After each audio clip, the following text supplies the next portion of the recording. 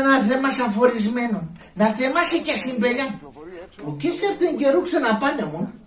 Μία να πιάνονται την κορώνα και θα φτουλίζατε. Βρε γιαγιά, τι έπαθες πάλι? Ντόνα παθάνω πολύ, άλλο ντόνα παθάνω. Έτσι όπως ανάμεσα πέσα μου τα κοσάρας.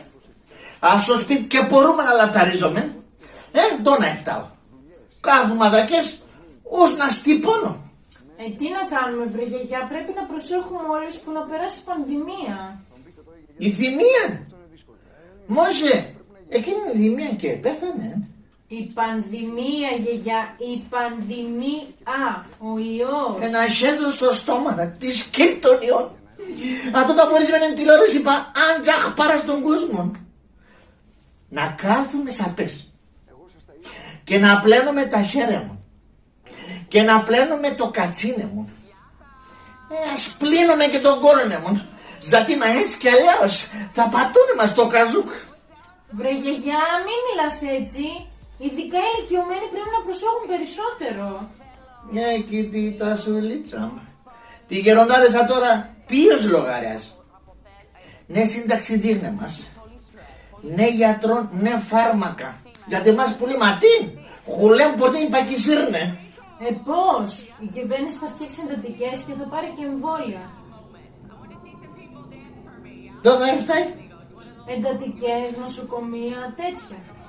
Εγώ ορίζαμε γίνομαι 700 χρονών και ένα νοσοκομείο και πήγανε. Τώρα θα εφτάγνα το, ναι.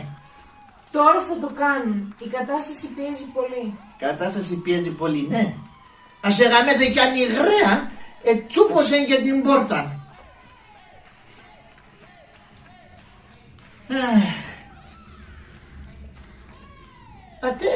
Ατέ παπίος, Άντρας είναι. Άντρας. Ναι, άντρας. Όμως εντός χιλίδιον αγούρος ενάτος. Για αγούρ. Αι καλό μα τα φόρμα σήμερα. Τέρεν πως λαΐσκεται. Ας πάει καεί και σου λαείς μαγιάν. Αχα. Το βρήκα τον πάει βγάλει η αγούρα τώρα. Βέβαια. Και μένει οι φίλοι μου βγάζουν τα φρύδια τους, δίνονται μοντέρνα, μερικοί κάνουν και μακιγιάζ, βάζουν eyeliner, μάσκαρα. Μάσκαρα. Ναι. Μας χαλαρώ και απέκεστα. Μα να έχω να πάρεις να μικρούνε πουλόπο και στο κατσίνε του, είναι αν θέλει να σβάλνε, αν θέλει να σβάλνε και τσίλεμαν. Χαίρετε κυρίες και κύριοι, είναι το δελτίο ειδήσεων του Open στη μία. Τώρα θα λέει τα ειδήσεις. Δεν αστερούμε εδώ θα λέμε.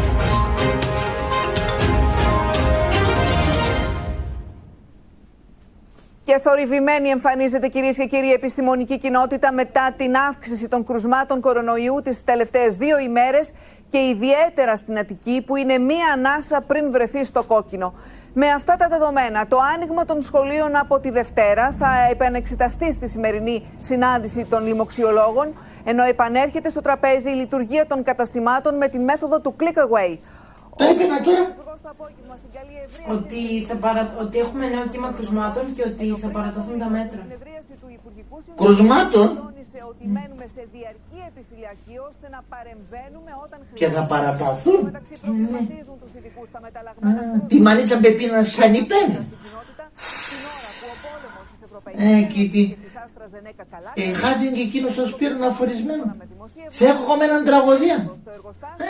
Τουλάχιστον θα χόρευα μαναζία θα πέσει. Για πήμε πουλό μου. Εσύ άλλο, κυπάς στο σχολείο? Όχι, δεν πάμε, έκλεισαν και τα σχολεία. Μου τον παράνθεος. Τα σχολεία έκλεισαν.